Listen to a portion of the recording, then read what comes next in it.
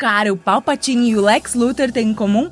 O puro suco da maldade. A gente tá aqui pra defender esse tipo de vilão que tá escasso. O vilão que é só o caos, o próprio caos. Não é qualquer vilãozinho meia boca que faz a gente vibrar, não. Eu tô falando daqueles que são ruins por prazer, que gostam da coisa mesmo. Eles não estão lá pra fazer amigos ou justificar seus atos com uma infância que foi complicada. Oh no, my friend! Eles querem ver fogo no parquinho e é exatamente isso que torna a jornada dos nossos heróis tão incrível.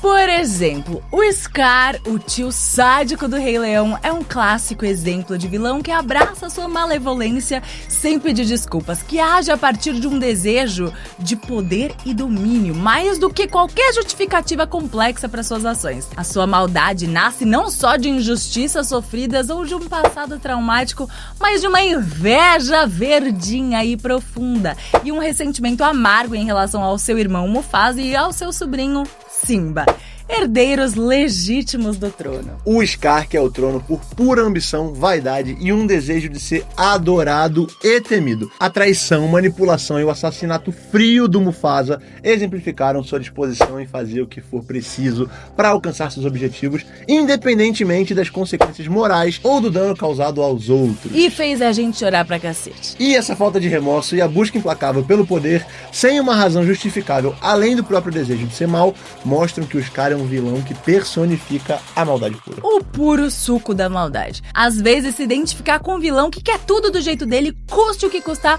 é mais fácil do que entender as 10.000 camadas de moralidade. É tipo quando você tá na fila do banheiro de um show e decide passar na frente de todo mundo porque não quer perder o show, ou porque tá bêbado, ou porque trabalhou a semana inteira e quer se divertir, tá? E não acabar numa fila do banheiro gastando tempo de vida. Não é certo, né? Mas quem nunca teve esse desejo, esse momento de eu quero e ponto, sabe?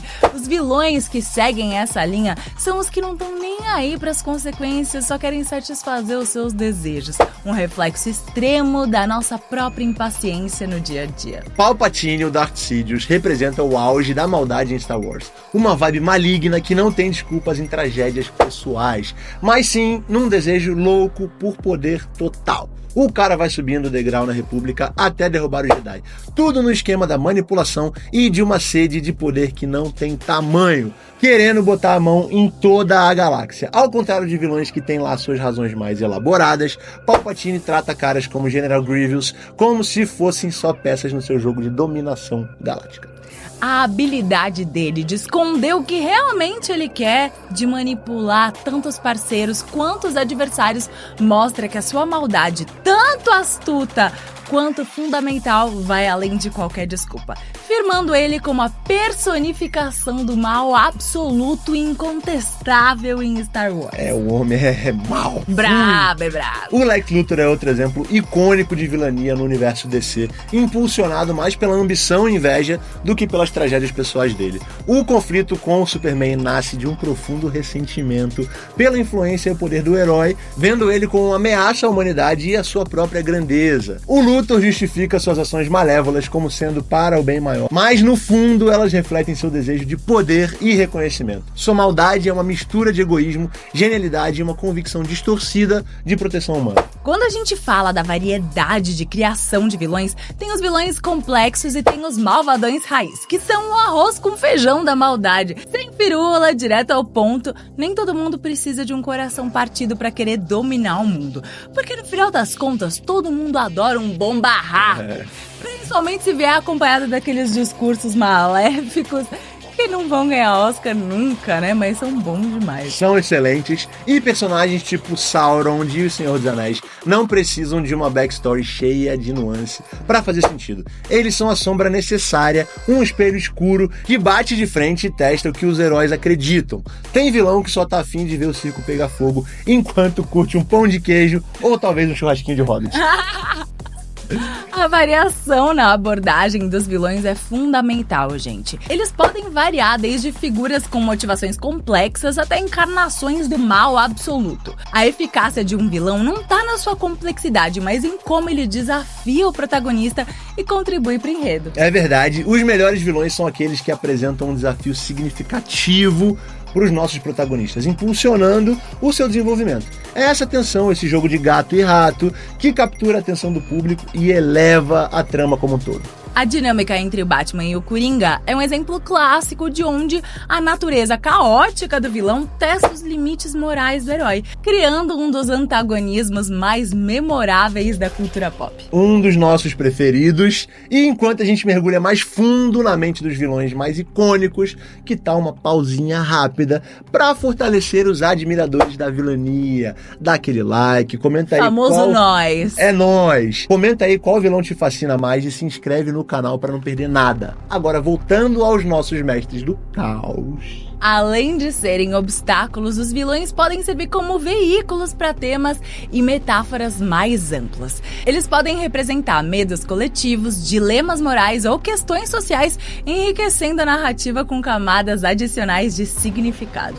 Por exemplo, Capitão Gancho. Ai. Não é só um pirata com problemas com um crocodilo. O cara é praticamente um tutorial ambulante sobre a crise de meia-idade e o terror de ver o tempo passar. Ai, É complicado. é triste. Usar vilões pra jogar na nossa cara essas verdades universais é um truque antigo, mas ele funciona. É como se eles dissessem: olha, além de tentar dominar o mundo, eu também represento a sua ansiedade existencial. E aí, de repente, você se pega pensando na sua própria vida. E essa história de que todo vilão precisa de uma história triste por trás, gente? Parece que virou regra. Mas ó, nem sempre é necessário isso. O Voldemort, que é um bom exemplo de vilão com uma história de fundo que faz a gente entender o porquê ele é tão maldoso assim, ninguém passa pano pra ele não, pras atrocidades dele. É sobre entender e não justificar. O David Jones, com seu coração partido, é a prova viva disso. O cara tem lá seus motivos pra ser quem é, mas isso não diminui em nada o fato dele ser um pé no saco de sete mares chato. A história dele não é uma desculpa, é só um contexto para as maldades sem fim. E o Fred Krueger, então? O cara é o exemplo perfeito de maldade pura e simples, sem motivo nenhum, além de curtir o que o terror causa. Mas é importante não cair naquela armadilha de simplificar demais os vilões também, né? A complexidade de personagens como Homelander de The Boys mostra que mesmo os vilões puros podem ter nuances que adicionam profundidade à sua narrativa, né? A sua luta interna entre o desejo de poder e a necessidade de ser adorado pelo público é um lembrete de que a pureza do mal não exclui a complexidade. O cara é um poço de maldade com capa de herói, mas isso não torna ele raso. Ele é um estudo de caso sobre o que acontece quando você mistura poder absoluto com uma carência afetiva do tamanho do Godzilla. É um buraco sem fundo ali, né?